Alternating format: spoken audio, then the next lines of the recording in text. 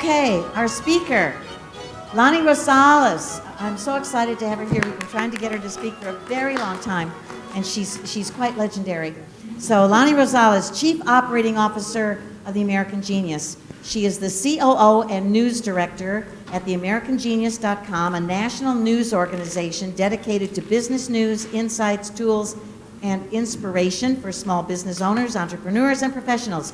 She is, according to herself, a self-described sharp-tongued founder of the Austin Digital Jobs Facebook group and co-founded the Big Ass Social Happy Hour Bash, which is going to take place January 29th. All of you should go to that as well. A monthly networking event, both of which have massively improved the quality of connections in Austin. Lonnie is a national speaker, best known for her insight on career development, social media, technology, and if you're nice, economics or cussing. Find her online, Twitter and Facebook and LinkedIn. Lonnie Rosales.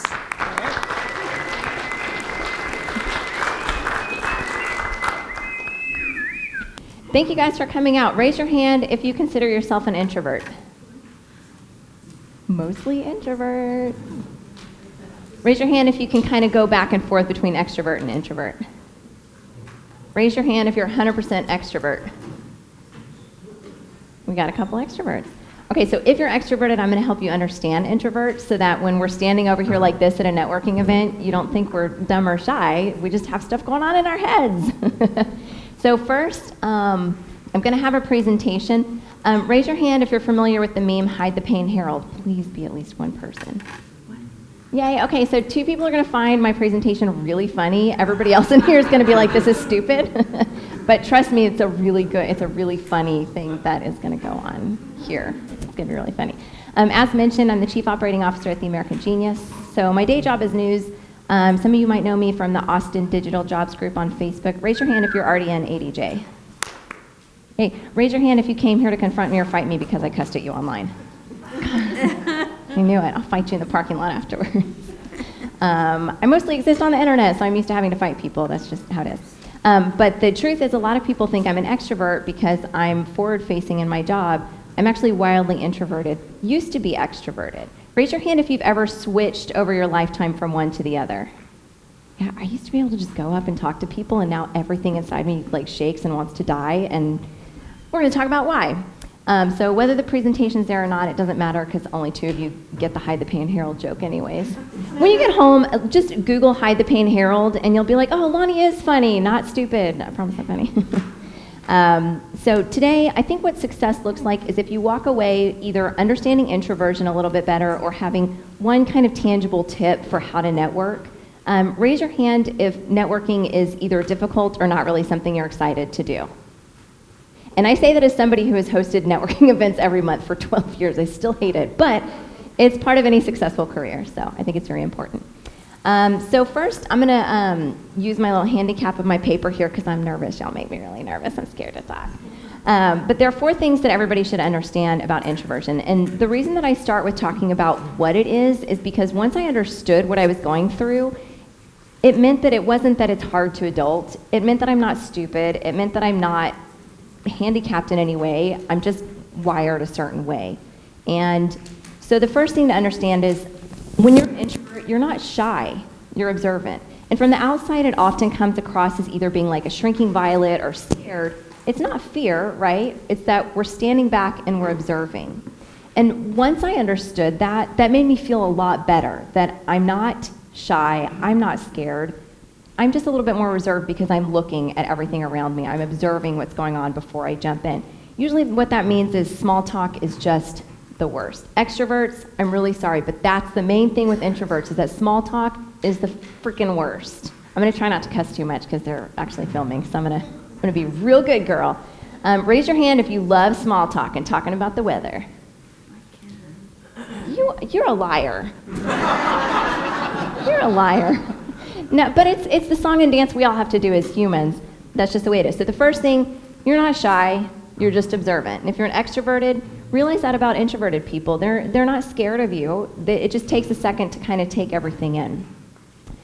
So another thing about introverts that made me feel so much better, not superior, just better about being introverted, is that introverts typically think before they act, right? And I can say that from experience. When I was an extrovert, I would just kind of walk up and just blah, like talk, and I didn't put much thought into it. Now when I'm at networking events or even just in my daily life, I try to think a lot more before I just talk or act. And of course, sometimes you just talk when you're nervous or you clam up when you're nervous, but you typically don't just talk for the sake of talking. And that's something that was really hard for me to wrap my mind around. I'm not scared, I'm not shy, I'm observant, and I think before I act or before I speak. That's why small talk is so hard, right? How's the weather? Who the fuck cares? Like, yeah, it's weather. We all have weather. I don't care about the weather. We're all experiencing it. This is stupid. But we all have also, and we'll talk about this in a minute, the most dreaded question at any networking event that we all ask and we all get asked is, so what do you do? I hate that one so much, but we all have to do it. So we're going to talk about kind of how to get past that and maybe some more creative ways to ask that question. The third thing I want us all to realize about introverts is that introverts tend to be information sponges. So extroverts are really, really good at entertaining other people, but introverts are really, really good at soaking in that entertainment, soaking in all that information. And again, that can kind of come across as being shy or reserved, but again, we're thinking, we're soaking in. And one of the really big advantages of that is introverts tend to, statistically, and I don't have the statistic because that's hard work, but statistically, introverts tend to read more than extroverts. And so having that as an advantage is thinking through the process, learning, being a continual sponge. The fourth thing about introverts is that introverts are really trustworthy, and that's something that's typically important to introverts. So you may not be comfortable being the life of the party, you may not be comfortable being the person that's really loud, but typically the person that is a little bit more thoughtful with how they speak tend to have higher trust levels. Does that make sense? So if I'm somebody who just blah, blah, blah, blah, blah, blah, which I used to be as an extrovert, as a teen and in my early 20s, just nonstop talk, just, oh my God, Lonnie, shut up, please. I don't know that my trust rating was as high because everything I said was just kind of top of mind. Now I'm a lot more thoughtful.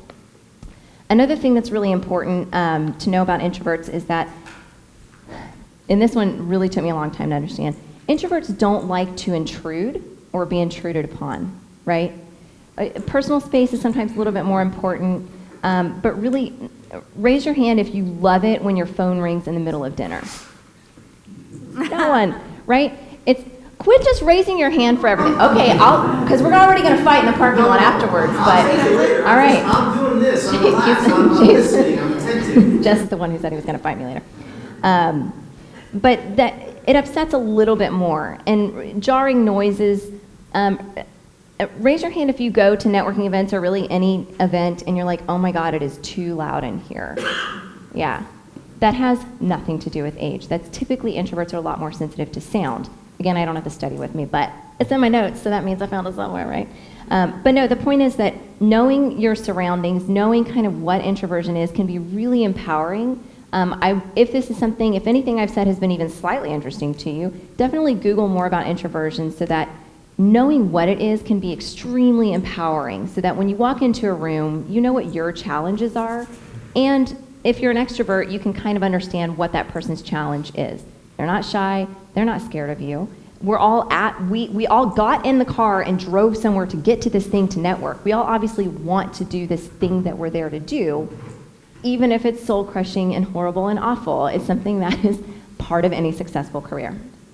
So, I know I have a limited time, but if anybody has questions throughout, just raise your hand or yell at me or throw something at me, whatever.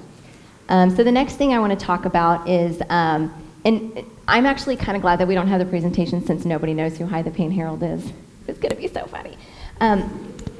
So what are the ways, where do you guys find out about events for networking and to go do career stuff? How do you find out about events? Facebook. Facebook? I would say meetup.com. Meetup.com is a really good one. Eventbrite. Eventbrite? Perfect. Those are all really good ones. And obviously we had a huge list of resources here as well. We're getting there. One of the places that is often overlooked is local associations. Raise your hand if you're in any sort of professional association. Most of them have calendars, a lot of things going on, not just their events, but community events. That's another great place to look. But one of the things about introversion is planning things out in advance can be hugely empowering. We're getting there.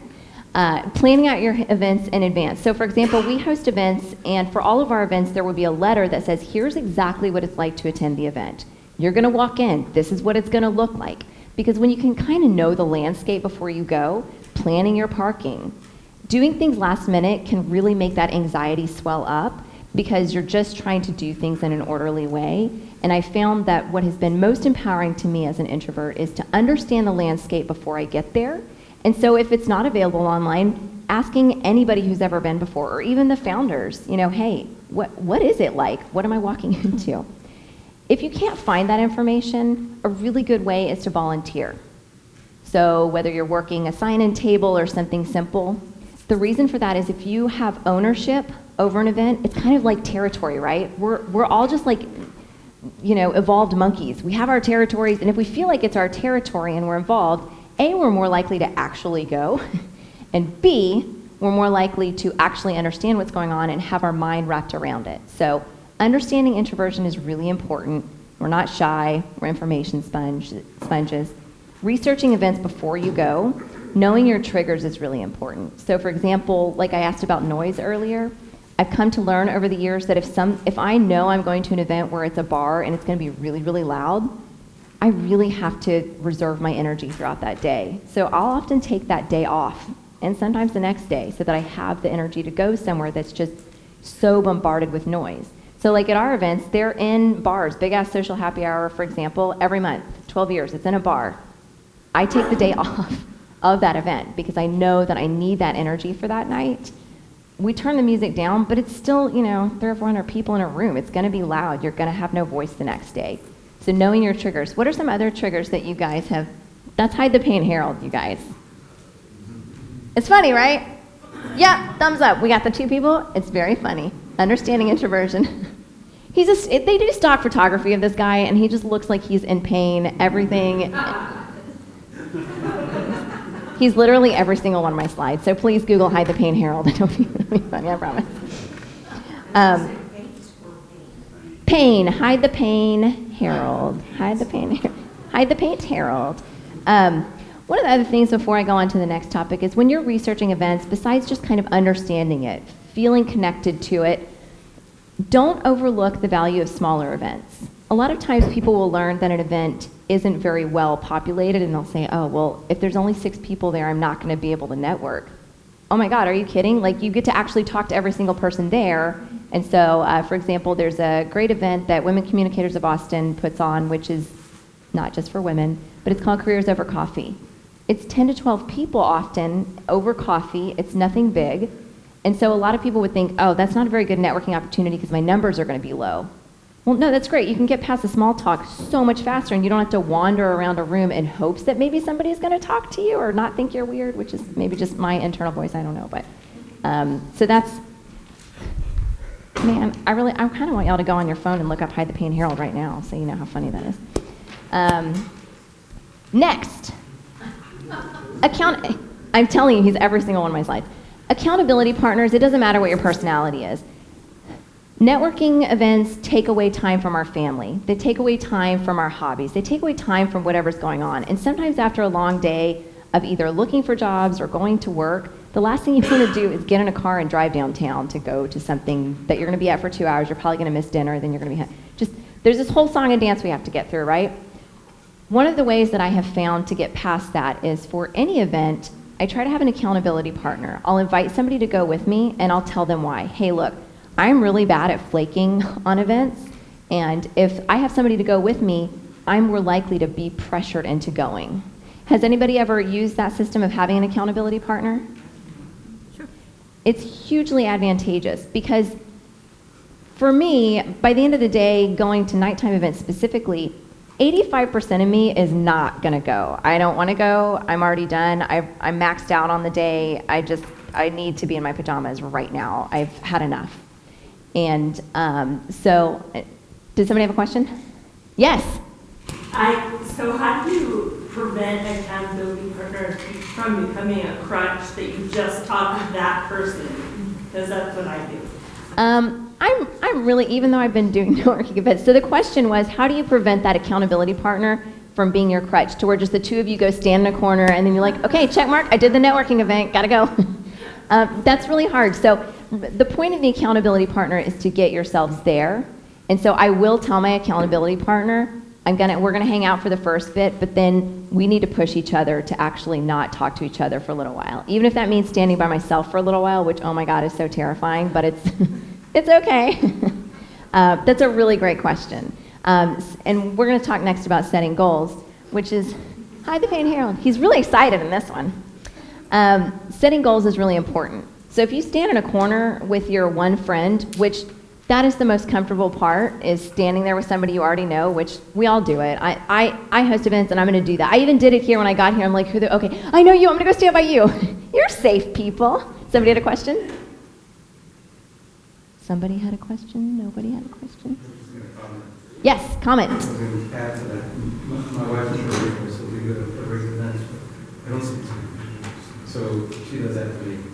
I'm going to go, and you figure out what you're going to do.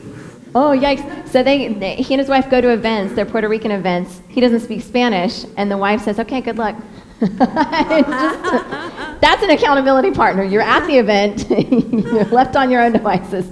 But setting goals is really important. So a lot of times people will say, if I don't trade 10 business cards, I haven't done a good job.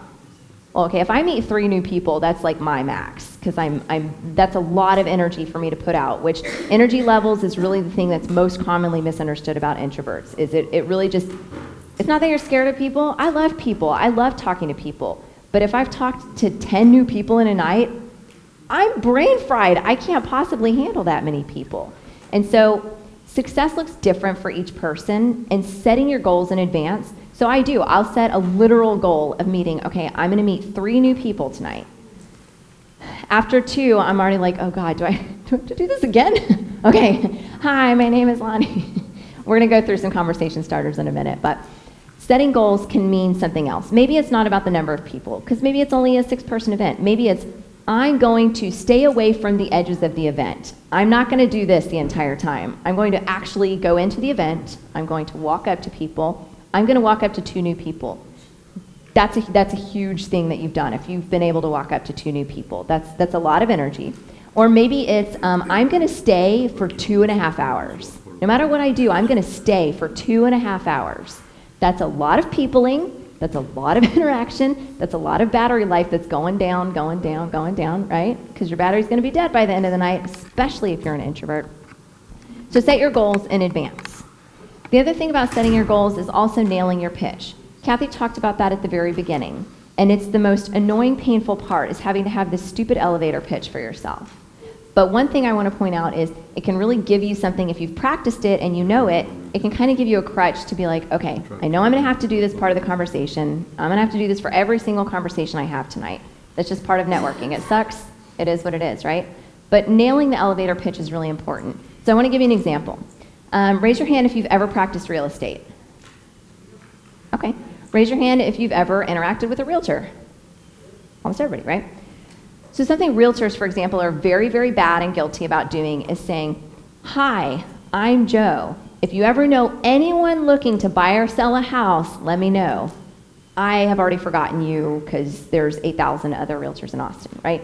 But if you say, hey, I'm Joe, if you ever know anyone that's looking for a condo downtown to buy, I love serving those clients, right? It's much more specific. It's memorable. I'll remember Joe in 10 years. Who was that condo guy? I got to remember that condo guy. Okay, there was a guy named Joe.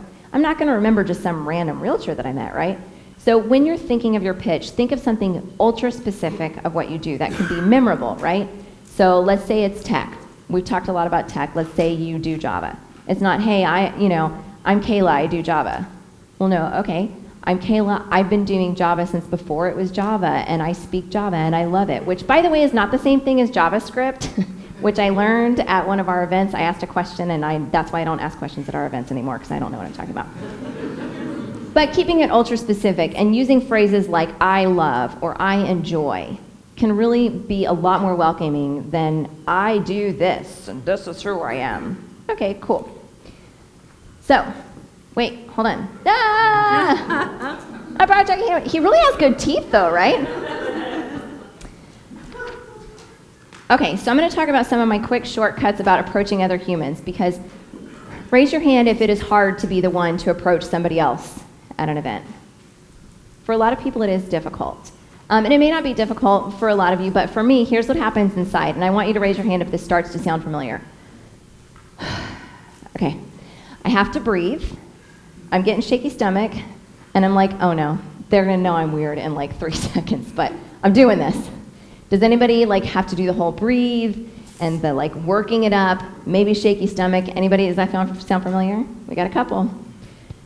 It's not hard for everybody, but approaching people can be very, very difficult. So even knowing how difficult it is for some people, if you see somebody like me who's like, okay, I'm doing it, like, just know what's going on in them is they want to die, but they're not going to. They're going to be a grown-up, and they're going to approach you.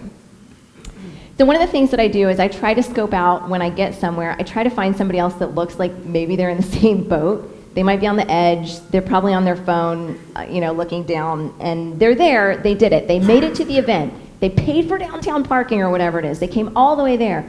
That's my first safe person if I don't know anybody. Of course, the first 30 minutes is like people I know. There's no getting over that. We're all gonna have that crutch. It is what it is. But after that, walking up. So I like to find maybe fellow introverts, because I know that we're not gonna enjoy the whole, so how is the weather today? Did you enjoy the weather today? Oh my God, can we just move past that? That's awful.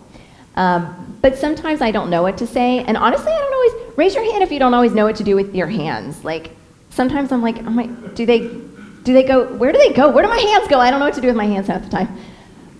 But just sometimes I walk up and say, hi, I'm Lonnie.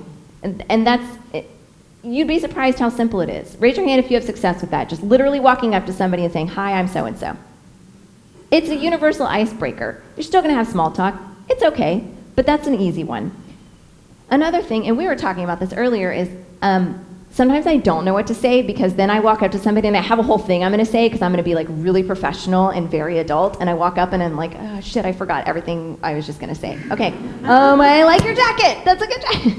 Compliments are really, we all see through it, it's kind of an easy like icebreaker, but compliments, if you run out of anything to say, that's a really good like go-to, like that is an amazing scarf. I wish I could pull off pink.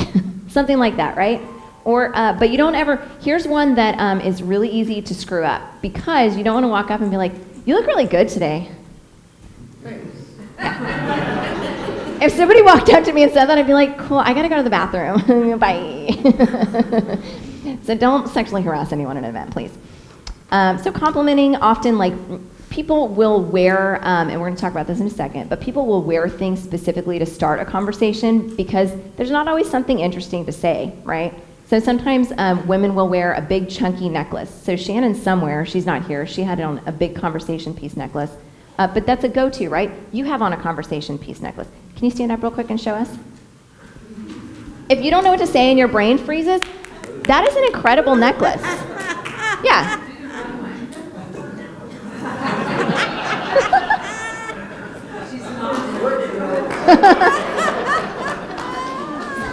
Such an extrovert. And what else? Jess wears hats everywhere. Okay, everybody look at Jess on purpose. Seriously, I've seen you at events with hats. Sometimes if you don't know what to say to somebody, just walk up to the hat guy and be like, yo, cool hat. He knows he's doing it on purpose. Right? It's a good conversation. He's approachable. It's a good conversation starter. We do not have to talk about the damn weather. We can talk about your stupid chicken hat. We're already going to fight, so I'm just going to insult you the whole time, because you already said you wanted to fight me. Another thing, when my brain freezes, I will talk about the actual event, because if I suddenly can't think of anything to say, like I can walk up to you and say, have you been to one of these before? I've never been. What's it usually like? There's going to be one of two answers. Yeah, I've been, it's great. Or, well, they may say, yeah, I've been, it's horrible. Why would you be back? I don't know. Or, no, this is my first time too. And then you can kind of splinter off into like, yeah, you know, I noticed it was like really packed upstairs. It's kind of quiet down here. Like, it's still small talk, but it's not the, what is the weather? Like, it's manageable small talk.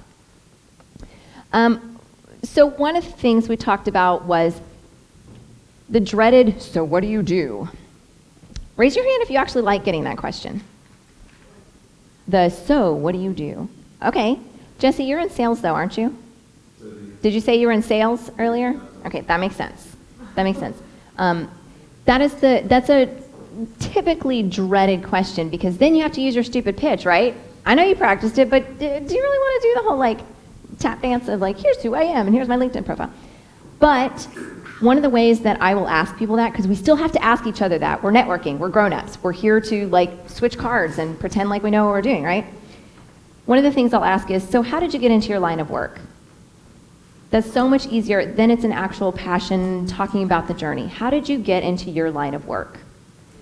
Then they can kind of take it wherever they want, and then they can do the talking. And as an introvert, getting somebody else talking, I'm going to jump in, I'm going to skip rope with you, but getting somebody else talking first is a lot easier, especially if they tell you about a journey. So how did you get into your line of work? Sometimes my brain will freeze, because that's a very sophisticated phrase, and I'll forget. I'll be like, oh no, what was the cool thing I was supposed to say? And sometimes I'll just say, what's the coolest project you've worked on lately? Even if I just met this person. Because then they can talk about like, oh, I'm learning how to make beer, which this is Austin. I don't know why everybody makes their own beer, but they're going to tell you about how they make their own beer. Or they can tell you about like their work. But it's a really interesting, what's the coolest project you've worked on lately? Because then they get to talk about really whatever it is. And it's so telling what kind of answers they come up with. And it puts the spotlight on them and kind of like lets them start the conversation, which is A-okay for an introvert. You can do the talking. My last resort is if I really get shaken up and really can't think of anything to say, or we've already had a conversation and I'm like, oh my God, this is so boring and I am a boring person and now I want to go hide. Sometimes I'll just say, so what's the latest thing you binge watched? Because we all binge watch something, or we've all done that, and then we can talk about entertainment. That's kind of my last go-to. What's the last thing you binge watched? Because then, you know what? We may have the same favorite show, or we may hate the same things, and entertainment is just kind of a step away from like talking professionally, and it can make you a little more approachable if you're willing to talk about non-work things, even though we're there to network about work. But like we talked about the necklace, try a conversation piece if you're really still feeling intimidated, or if you're going somewhere for the first time. Like I'm not comfortable wearing a big chunky necklace because I'm usually in sweats and no makeup and no jewelry now. But so I'll wear like a loud shirt or something. Guys, it's a little bit more complicated, but if you're wearing a blazer, something on your lapel, some sort of pin, whatever it is. Raise your hand if you do frequently wear something to attract people as a conversation starter. You got a couple? Yeah. Does it work well for you? Yes. Okay. So, escaping small talk. Do not take pills. That's not, I should have chosen something else because that's not. So the small talk really is the worst part, and using some of the phrases we already talked about can kind of speed past that. How is the weather? What do you do? Like all the things none of us want to do but have to do. Taking it into something a little bit more interesting. Now, one thing I want to tell you is that it's okay to be a little weird. Raise your hand if you think you're a little weird. Definitely got a lot of weirdos in here. I love you guys. Let me tell you about the most successful conversation that we've ever had. Me being my husband and I at a networking event. I ran out of things to say and I did not know what to say. And yeah, I'm hosting the event, so it's a little unfair because I have territory and ownership, right? But I randomly blurted out, does anybody believe in ghosts? We're like a group of 6. I don't know why the hell I brought this up, but does anybody believe in ghosts? Okay, so in here, raise your hand. Does anybody believe in ghosts? We got ghosts. So every single person in that group had a ghost story, and so we spent an hour talking about ghosts. I ended up hiring one of the people that was in that circle. We had great ghost talk. And somebody else ended up starting a company later with somebody else in that group. And just this weird little like ghost circle, which now we're gonna have like an annual ghost telling thing, I think, is what everybody wants. I don't know why. But don't be scared to be whatever your weirdness is, right? And even if you blurt it out and it's awkward, like, do you believe in ghosts? Like, maybe don't use that delivery, because that's what I did. It worked, but it was weird. It didn't make anybody comfortable. But we talked about ghosts. So sometimes talking about like really obscure things can work. And then the last is if you get stuck, just ask. So how long have you lived in Austin? right? That's a good one because everybody's going to have a story. And then raise your hand if you moved here from California within the last 5 years. Okay, you're going to have somebody that moved here from California. Doug, I'm going to pick on you. I'm sorry. You're going to have somebody that, you're the only one.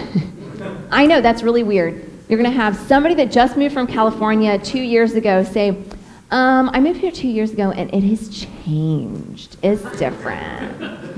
I don't like it anymore. It's too LA. And you'd be like, are you kidding me? What the hell? Raise your hand if you've lived in Austin your whole life. There might be 3 of us. Raise your hand if you've lived in Austin more than 20 years. That is so many people, y'all. We would dominate, especially in tech, like no one's from here.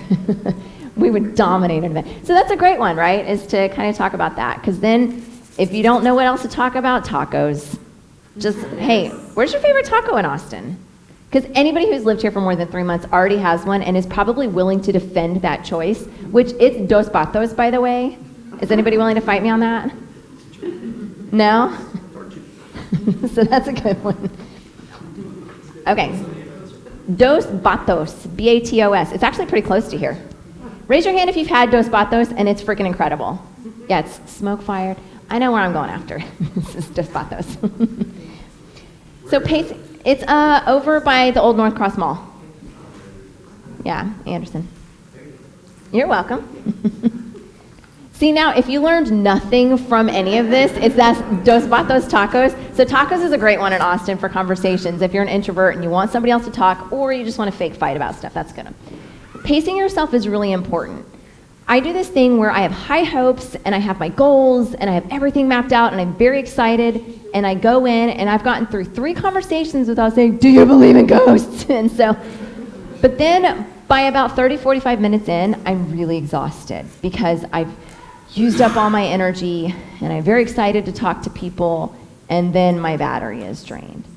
So one of the things I found that is kind of like my little secret weapon is after I've had a conversation with somebody, instead of bouncing to the next conversation, I'll say, it was nice to meet you, and we'll talk about closing out conversations in a minute, but it was nice to meet you, blah, blah, whatever.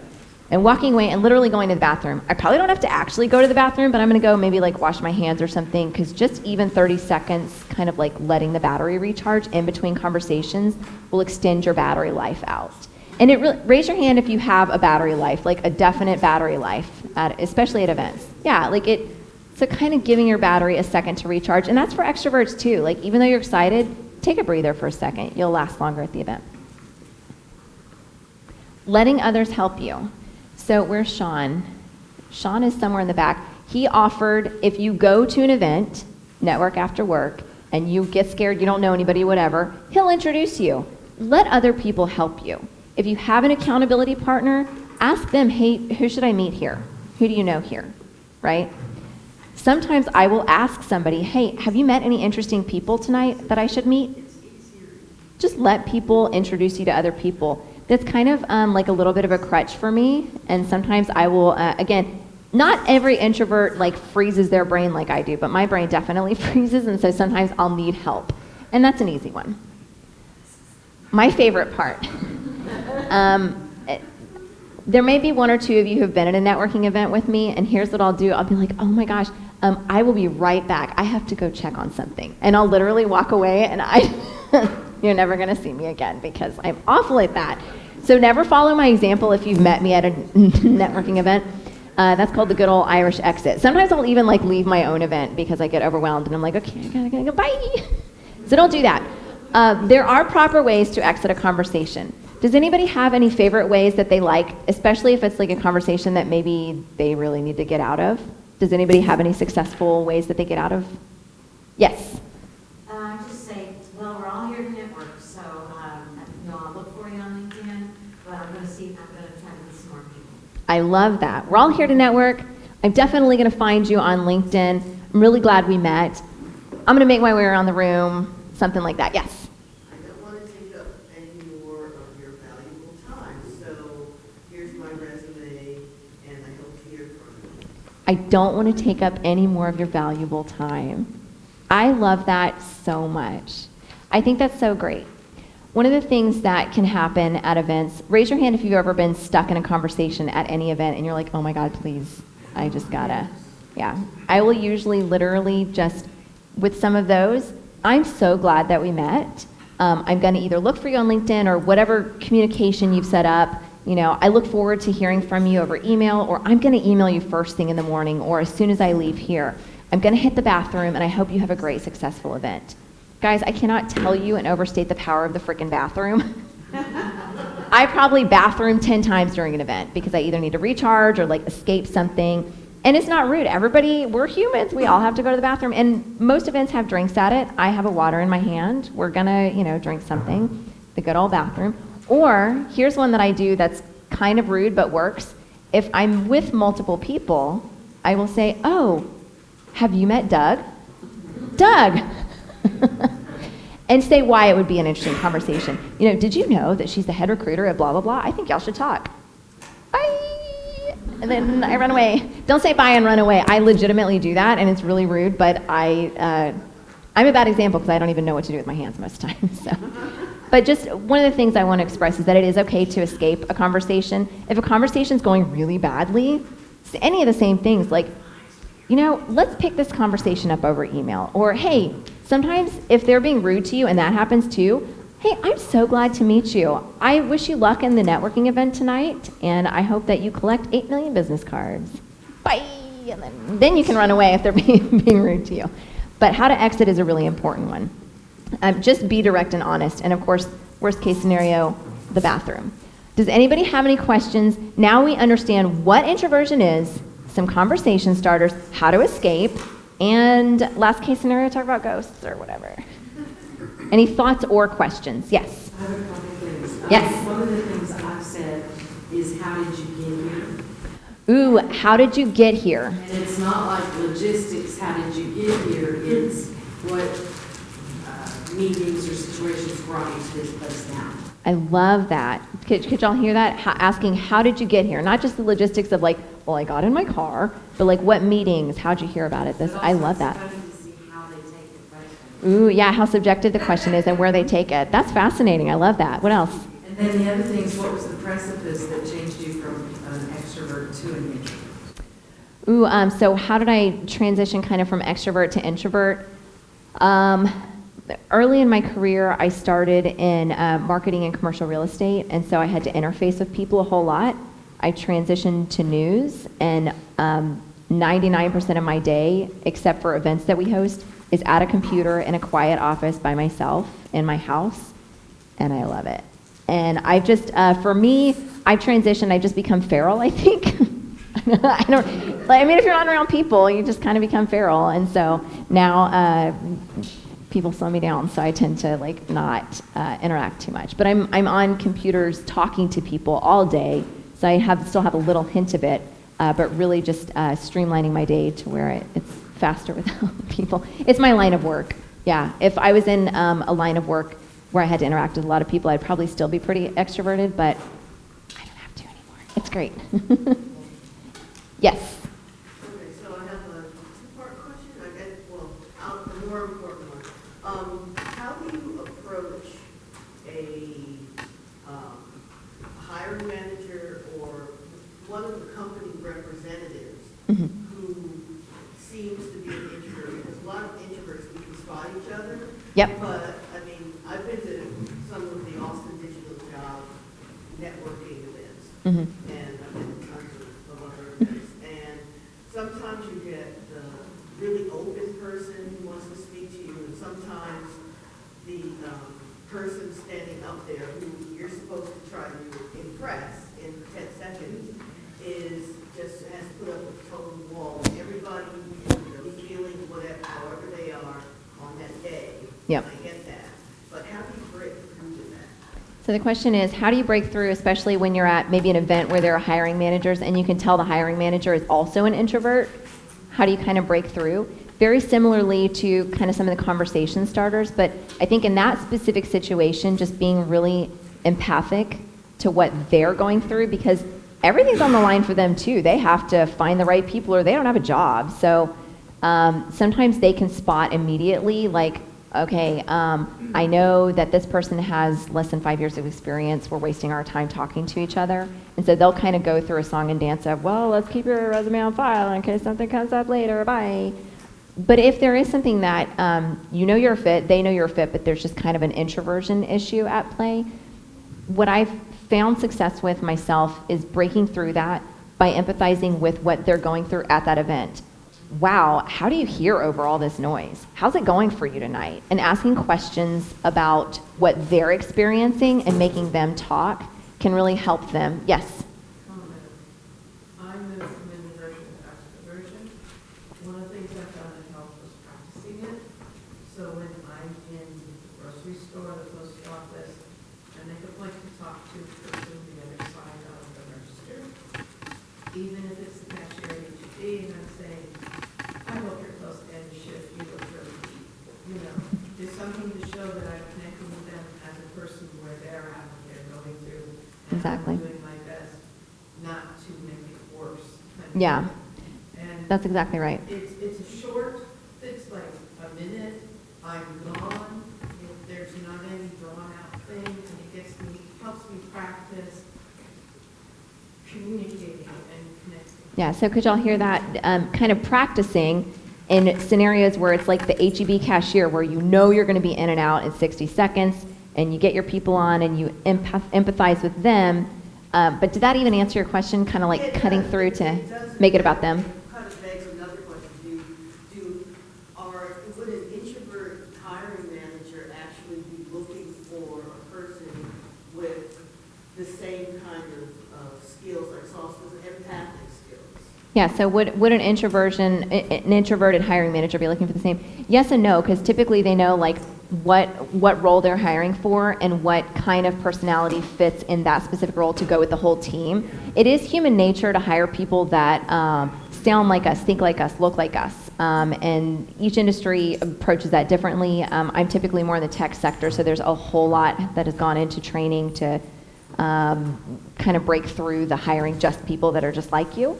But yeah, I think no, I wouldn't say introverts hire introverts. Now, small business owners are a little bit different. Small business owners are very guilty of hiring. It's just safe to hire people that think like you.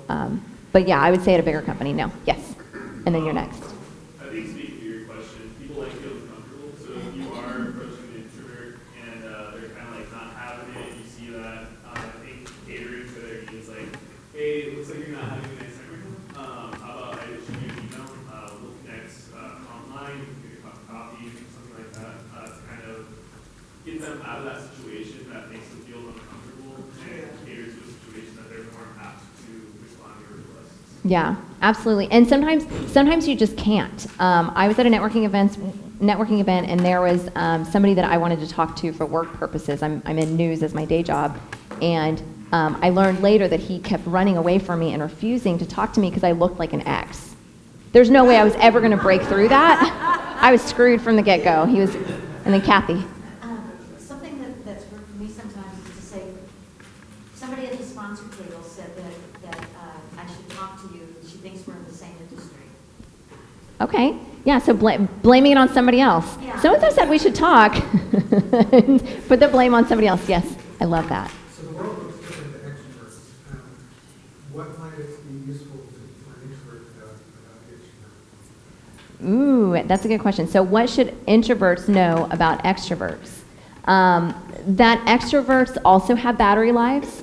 We're actually very similar. It's just a kind of the approach of like what's comfortable. And also I think that the thought that goes into it, when I was more extroverted, I was just excited to talk to people. I literally just was kind of verbal diarrhea all over everybody and everything, which is gross. And why did I say that? It's fine. I said it. Any extroverts that want to say what's different? We had some extroverts over here. Yes. What should introverts know about extroverts? I want to address what she was asking. When you have a person that you don't know from anything in these network situations, they have a name tag. You can get on your phone and find out what's interested to them. Because I think that's the most important thing about an introvert or extrovert is what is in it for them. Yeah. And if you find something on that, and I grew up in LinkedIn everywhere, so Yeah. you can find some information, you have something in common, or maybe you don't, and you don't need to talk to them. Yeah. So I think that also eliminates the time they have face-to-face wear out. I love that. So everybody's wearing name tags. Google them. See what they're interested in. But as for the difference, I think the battery life is the main huge difference. I used to have infinite energy for people, and now I literally have to go home to, after a networking event, I have to go home to a dark house and decompress and not talk to anybody, at least for the rest of the night. I can sometimes work the next day, sometimes I can't. And so I think that's the biggest differentiator, is that battery life. Extroverts are amazing and lucky that they don't typically have, they don't get worn down from people. That's the biggest difference. So we have one last question. If you go to a networking event, the biggest struggle I've had is trying to explain what I've done for a living. Sure. So I've worked with electrical connectors and everybody goes, who? And it's like, how do you get something, a concept, because you end up spending 5 to 10 minutes to explain what it is that Yeah. you've done. Yeah, so when you do something that's really complicated and it's really difficult to express, and you said earlier, your grandma needs to understand your pitch, right? I highly recommend watching either YouTube videos or looking at how companies have to pitch to venture capitalists, because they have to explain this big concept to something really specific. So there's tons of free online training for how to explain complicated scenarios to people that may or may not be interested and that are going to be judging you, which is the same thing as a networking event.